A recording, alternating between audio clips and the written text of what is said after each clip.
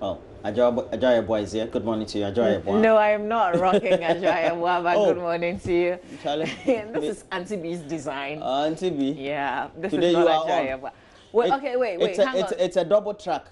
Talking Just about so double you're not confused, Ajoya Boy is only on Thursdays and Fridays. I told you it's a double track. Talking about double track, those who went for the green track, they will be coming home after tomorrow. So they'll be vacating tomorrow. Tomorrow is what? I think 7th. I think they're on vacation on the 8th, right? Yeah. Okay, well, whichever way, before the week ends, they'll on vacate vacation tomorrow and leave the next day. So the next track is expected either on Thursday or Friday to go to school. Yeah, that's a good track. Yeah. Okay, so there are a few issues. I'm not sure how widespread this is, but at least at the Accra High Senior high school. Yeah, senior high school. They have not been able to finish with everything that they are supposed to consume before the semester ends. You mean the teacher and learning according to curricula? According to, they haven't covered everything. And, you know, it's our agenda this week, so we'll be rolling out not just the negatives, but also the positives. So, for instance, the headmaster of that school was excited because the numbers shot up. But there's also a heartbreaking story. You know that in this era, like, you would think that a lot of students would choose business courses. Apparently not, because, you know, we've been talking about people starting their own businesses and doing something on your own and not waiting to get an not only office business job courses, necessarily. It could be some homemade courses like home economics and all that, because they're all related to entrepreneurship. So I think I have to bring this up for us to discuss. A friend of mine, Sefam, teaches in one of the secondary schools, and she's done a write-up. It's actually an observation over a certain period, and you know, it's not good, really. It's not good. Yeah. There's something that's happening that we'll talk about sometime. Yeah. All right. So why are you talking about the green and gold track? No, it's because you keep alternating between Auntie B and Ajoya, so kind of brought that to mind. Okay. Yeah. Okay. And you know, the midterm elections are also taking place in the United States of America. Donald Trump wants to build that wall. Apparently, there's somebody who has volunteered to also be part of the whole initiative. But look, a lot of things are happening. Yeah, we'll bring you a wrap, but let's finish off with what's happening in our own country. Let's look at the newspapers. We'll run through what's making headlines. I have the Daily Graphic. We've got the Times, we've got the Finder, we've got the Daily Guide, we've got the Daily Dispatch newspaper. So front page of the Daily Graphic, Pastor Otabil, others sued, action to recover over 837 million Ghana cedis unpaid loans. UT Holdings Logistics to cough up over 98 million Ghana cedis. We need drastic efforts to halt climate change, according to Prince Charles. Back page of the paper, 6 die in accident at Importer Junction. DVLA to roll out electronic registration system. Center spread, housing deficits in the face of gluts. Okay. All right, so that's it for the Daily Graphic newspaper. Let's look at what's on the front page of the Daily Guide, Roland. Well, let's go to the Daily Guide. It has on the front page, Otabil, 15 others sued over 748 million Ghana cedis Capital Bank cash.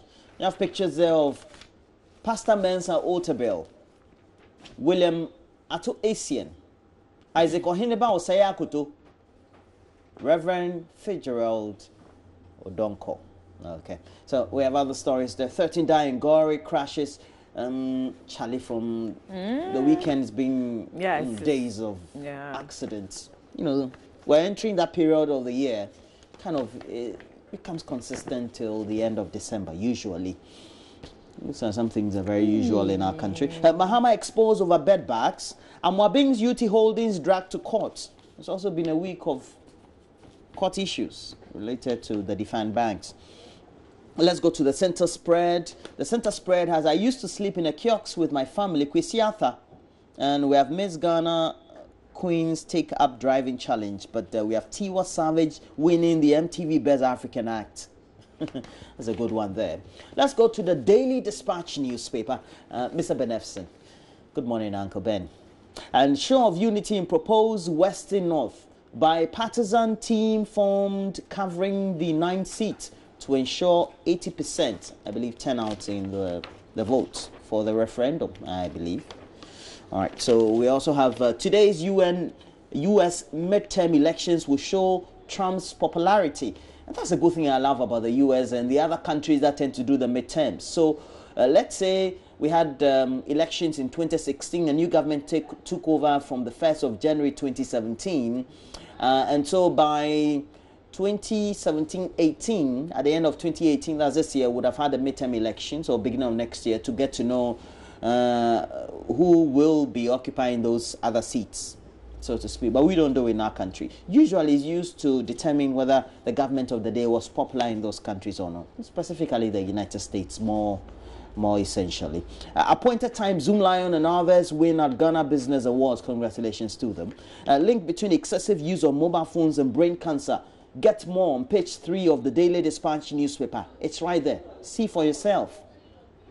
Otabil, ICGC, and 13 others sued for serious financial losses at Capital Bank. On the back page, all the stories have been given more expansion. But we also have give us jaws by November 20 or we protest invisible forces to Akufo-Addo. All right. So those are the stories we have. All right, let's do the Finder. Front page of the Finder newspaper. Slow start to NIA mass registration, low publicity, other teething problems to blame. New KNUST Council must not include old members. That's what government wants, but the other parties obviously disagree. Nothing replaces hard work, according to Samens, Managing Director of City FM. Dawn Gori accident claims 3 lives. All right, front page headlines. I'm not sure Samens is Managing Director, is he? Managing Director of City? Yeah, let's see. I want to get the position General right. Manager. Yeah. Yeah. Okay. So it's possible. Yeah. Okay. All right. So that's it for the final. Let's do the Ghanaian Times. Front page of the Times now. President angry over inhumane treatments of African migrants. Don't include old members in UK and UST Council. Yeah. Prince Charles urges Ghana to lead fights against climate change. Otabil, others sued over collapse of Capital Bank. The director of the Center for African Studies at the Peking University, China, has called on the government of Ghana to deal with any Chinese who would engage in illegal mining. Okay, that's another story in the newspaper today. Back page of the Times, DVLA backs 119 million Ghana cedis. Minister orders asphalting of Aveno New Plan Station Road. Okay. Have we done the... No, we haven't. So the Today newspaper is the last one we're looking at this morning before we do some brief comments on a pick or two. Then we'll go online. Of course, we have to focus on the midterm elections as well, but we'll look at myjoyonline.com. The Today newspaper has on the front page, KNUST crisis not over. As government UTAC fight over membership of new council, this morning our discussant will be looking at it. Andrew Japamesa is a member of parliament for second year, legal practitioner, and then also Roxanne Nelson Dapamakpo, member of parliament for South Dine. So we'll have all the information right here, and then we'll speak to Utah Teo if necessary to get the latest updates from what may have transpired over the last 12 hours. So those are the stories we have. Front page of the Today newspaper. Duncan Williams speaks ahead of 2020 polls. Guzi scares rivals with grassroots campaign up north, and those are the stories. For all those watching us at Sky Plus Hotel, the Volta Regional Capital Hall, Bright 7, the rest of the team, we say good morning to all of you. All right. All right, if you're waking up and watching us in any hotel up north, good morning to you as well. We're talking about for watching. No, we're not. Let's do the Daily Graphic newspaper, page 3. My jawline broke the story yesterday, by the way. The General Overseer of the International Central Gospel Church, Pastor Mensa Otabil, the ICGC, and 13 shareholders and directors of the defunct Capital Bank, Ghana Limited, have been sued for allegedly engaging in acts that led to the collapse of the bank. Pastor Otabil was the board chairman of the defunct bank, while the ICGC was named as a shareholder of the bank in the suit. This was filed at the Commercial Division of the Accra High Courts by the receivers of the defunct bank, Vish Ashiagbo and Eric Nipa, both of PricewaterhouseCoopers. The plaintiffs are seeking to use the legal action to recover over 837 million Ghana cedis, being what they said were loans that the shareholders granted to themselves, which remained unpaid. By their alleged actions, the plaintiffs said the defendants, quote, have breached their fiduciary duties under the Companies Code 1963 at 179 and have caused serious financial loss to the bank, unquote. So this is it.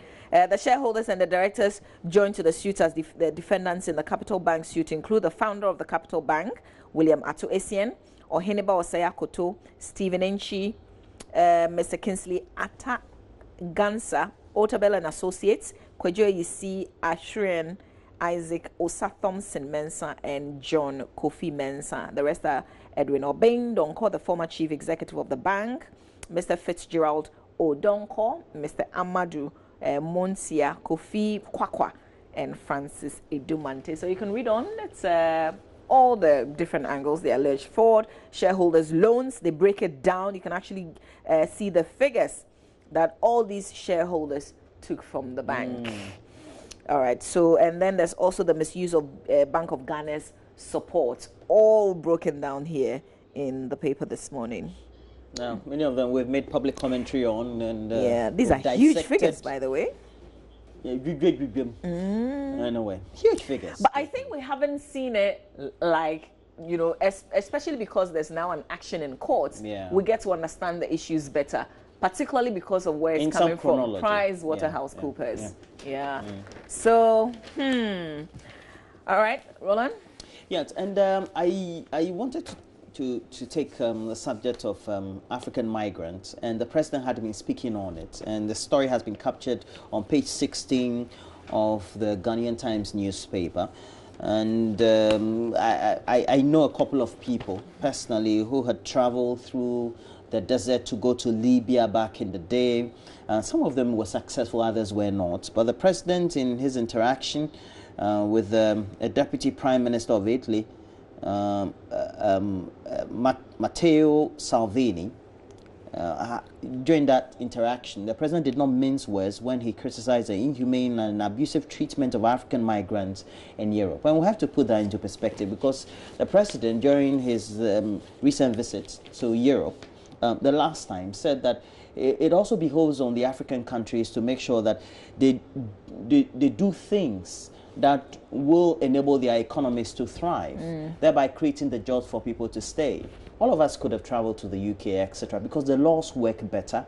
The people who are in public office are better committed to themselves and to the country than we have in our country and the rest of the continent. But it's also because if everybody travels, then who will get to build the homeland, so to speak? So it is the effort that needs to be put in by the various countries in Africa to ensure that their young people, especially now that the statistics are indicating that if you look at the populations within the age bracket of those that work, we have more people who are young who should be contributing to the human endeavor, the human effort, and the work of their countries for them to develop. That will have to crisscross because of either they don't have the best of opportunities, they don't have the best of education, and so will have to crisscross to go to Europe. And the president saying that when they get there, they should be treated, I don't think I agree with him. We should rather make sure that we get the best of treatment for our young people. We create the needed jobs for them so that they don't have to be giving the impetus to travel, even at the least resort, so to speak. But that call is also in the right direction. We hope that the countries can do more than they could. But it's also an individual's right to decide where they want to be. Yeah, true. Yeah. It is true. I agree. You have a choice. I agree with that. Okay, but there's this story in the Finder newspaper, page 16. It was a personal scare yesterday as I was coming to work. I really totally didn't know what was going on until I got here much later, and I would understand that there was an accident. And it actually claimed 3 lives, Roland. 3 lives on the spot yesterday at Ofanko. So 3 persons died on the spot when a speeding tipper truck on Monday dawn crashed a commercial vehicle at Ofanko barrier, leaving several persons in critical condition needing urgent medical treatment. A driver's assistants and 2 other persons were reported to be in the commercial vehicle, were said to have died on the spot during the gory accident. The deceased were yet to be identified as at the time this reporter, Razak Abubakar, was filing this report. But actually also, this was just one of, I think, 3 that happened over the weekend. But that's just the ones that at least were reported on. The one at Importa, the Winneba, the main Winneba highway. And then there was also the Deputy Minister of Communication. And we've been talking about the Gomo and Porter because there was a 3-year-old boy. Was it a 3-year-old? At least there was a child. The 3-year-old boy. Who is on admission, who needs to be transported to Accra for. Well, the last we heard, we were told that an ambulance had been dispatched. Had been, okay. So that was after the interventions and the call through to the director for the National Ambulance Service. So that's also generating some conversations. I mean, listen, we talk about the ambulance situation, but we're still where we were. Like, we're stuck. You know, we talk about it and then we go and sleep, but the situation persists. Yes. It is only when you find yourself in an accident situation, that's when you realize that this issue is still unresolved. The issue about ambulance picking persons, if you're not privileged, and even for the privileged ones, it is only when you can have access to your phone or you're conscious, that's when you can get help. Yeah. But imagine if it happens and you're helpless. We still need the system to work. Yes. And elsewhere, the emergency services work. And if you go to the UK and some of those places, they are at the beck and call of the ordinary citizen or even you, the visitor. And for example, in the UK, if you're going to live in the UK for more than 6 months, you're a student or elsewhere, you pay some money.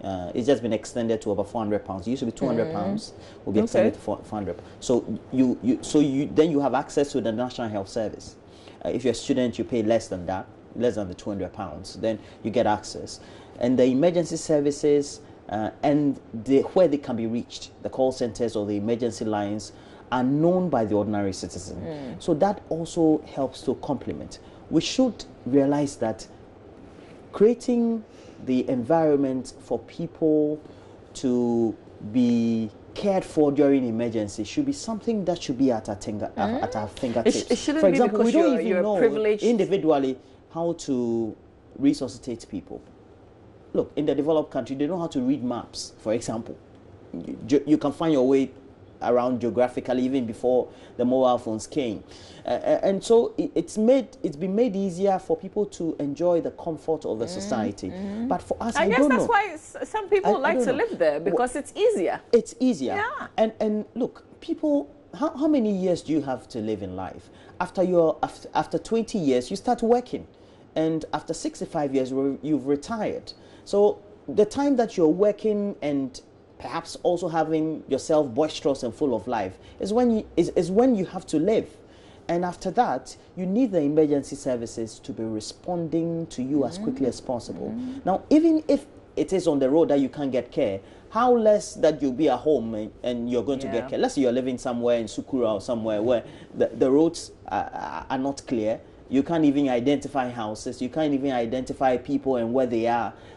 I think it's a terrible situation. It is. I ply the motorway every day, and yesterday, for example, I nearly had an accident coming to work because I was riding and I forgot myself that when you are on the outer lane, the concretes, the slabs have removed on the motorway. And you don't know when the last one got out. Maybe from the last time that you applied. So and even me, I apply it every day. So you're using the road every day like a stranger. Yeah, exactly.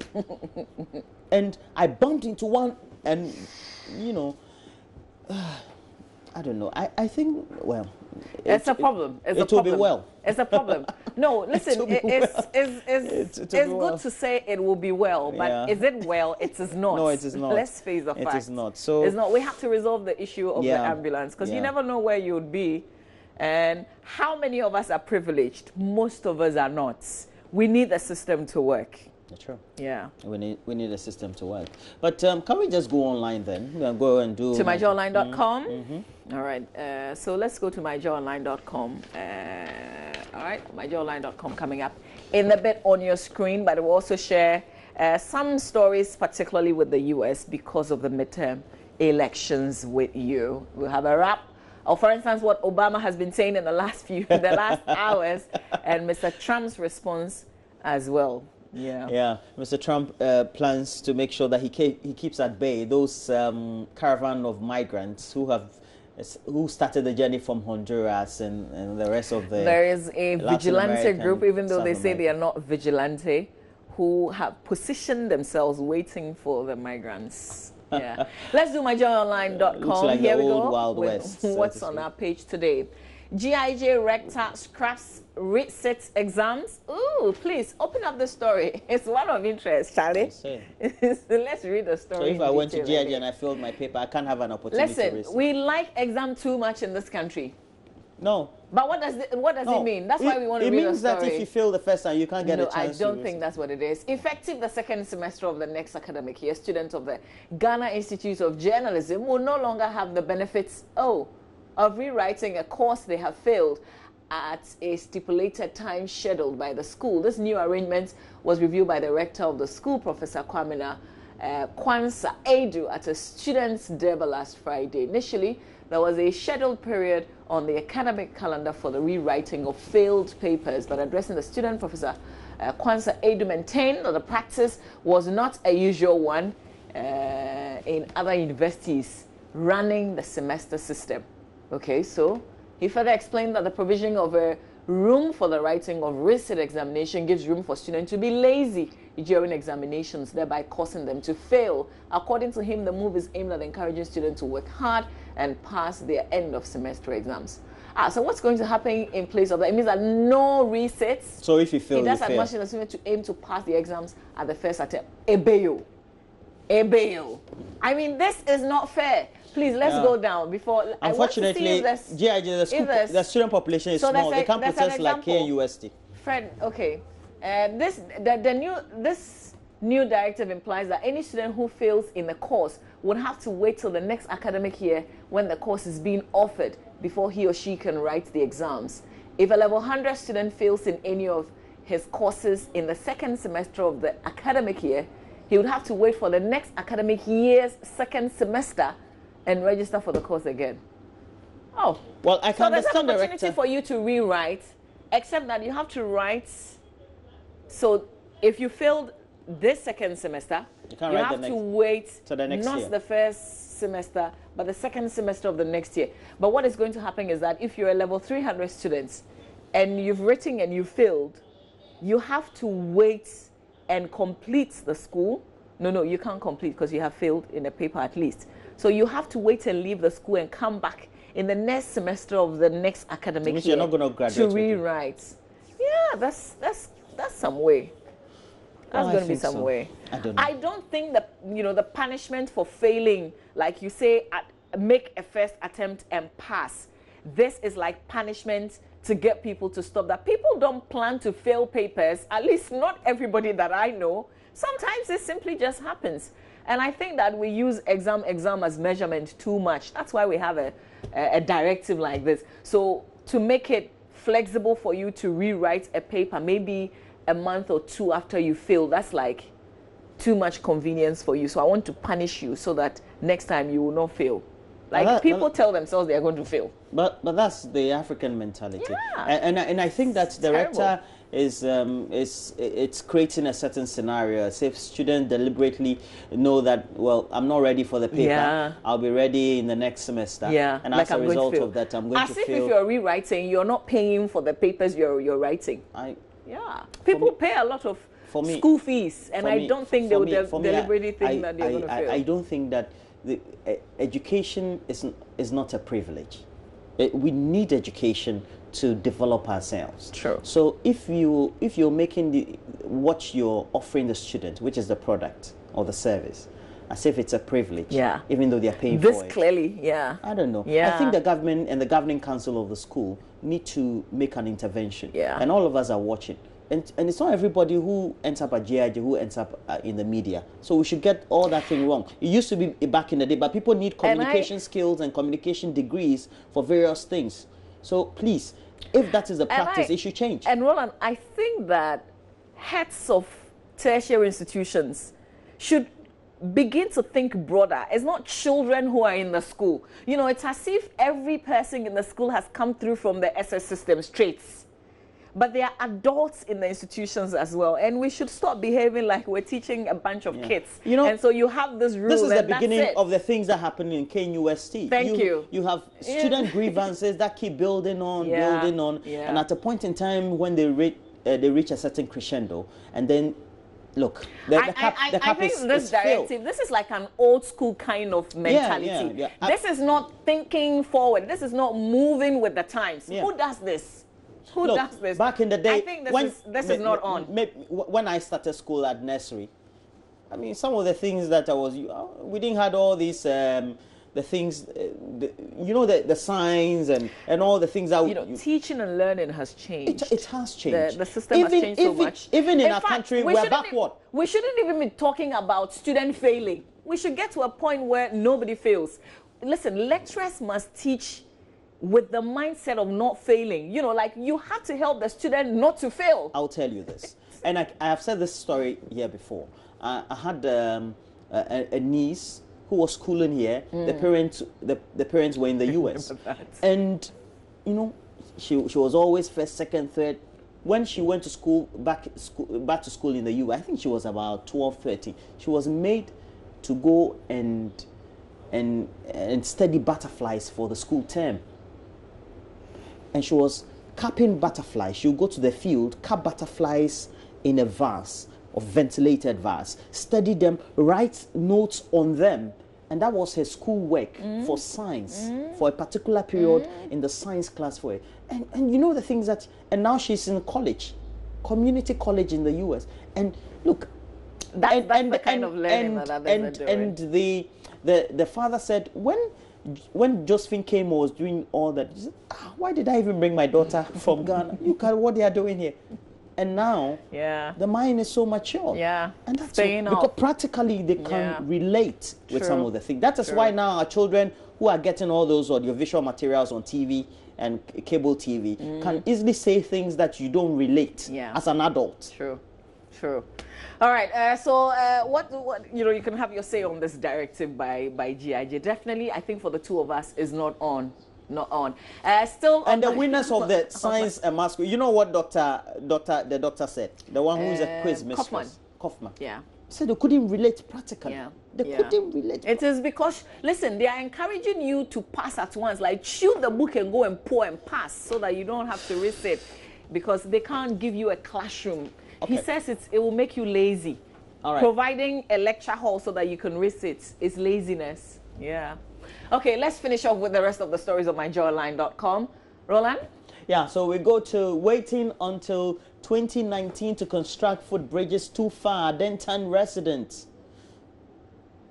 Commonwealth in finest creation of modern history. Otumfuo. Its finest creation of modern history. And then we have Prince Charles calls slavery an indelible stain. Well, Duchess of Cornwall launches the Queen's Commonwealth ASA Competition 2019. And we also have newlyweds dying, helicopter crash, all having their wedding. We're having the wedding while leaving their wedding. Okay. So, that's sad. And then we have, I would have said worse things, can the Japan defends GMA boss? That's a maritime authority boss. I see. Akufo-Addo approves creation of Anglo district by executive order. And we have all the other stories there, but we have to go midterm. CDH Holdings refutes claims it owes defunct Capital Bank 100 million Ghana cedis. Yes, we have to go. They're challenging that though. They're saying it's around 55. Okay. All right. So we have to go. All right. So we're talking about the midterm elections and how both Republicans and Democrats, are trying to get people to vote for them, right? So this was in the very last hours in the run-up to the end of the campaign. There was Obama campaigning, and then Mr. Trump as well. What we want to play to you is what Mr. Obama said on the last leg of the campaign. Here's Mr. Obama, and then Mr. Trump will follow.